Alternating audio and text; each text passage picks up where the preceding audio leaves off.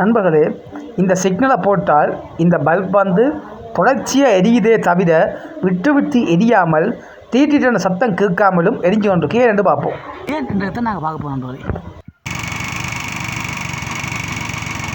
பார்த்தீங்க நண்பர்களே, இப்போ நான் சிக்னலை போட்டுவிட்டேன். ஆனால் தொடர்ச்சியாக எரியுது தவிர விட்டு விட்டு எரியல அந்த தீட்டிட்டு சத்தமும் கேட்கல. காரணம் பண்ணுற நண்பர்களே, இந்த பேட்டரிக்கு பக்கத்தில் இப்படி ஒன்று இருக்குது.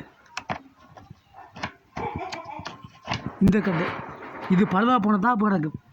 இது நாங்கள் மாற்ற போகிறோம். இதோட பேர் ஃப்ளாஷர்களே இல்லாட்டி இண்டிகேட்டர்களே இல்லாத டிக்கர் அப்படின்னு சொல்லுவாங்க. இல்லாட்டி ஃப்ளாஷர்ன்னு சொல்லுவாங்க, சில பேர் இண்டிகேட்டர்னு சொல்லுவாங்க. நண்பர்களே, இதை மாற்றிட்டோம்டா, இதை சரியானதை மாற்றிட்டோம்டா இனிமேல் சிக்னலை போடும்போது சத்தம் டிக்டிக்கன்னு சத்தம் கேட்கும். பார்த்தீங்க நண்பர்களே, இந்த பழைய கட்டியை நான் மாற்றிட்டோம். புது கட்டியை போட்டாச்சு. இனி ஸ்டார்ட் பண்ணால் என்ன நடக்கும்னு நீங்களே பாருங்கள் நண்பர்களே.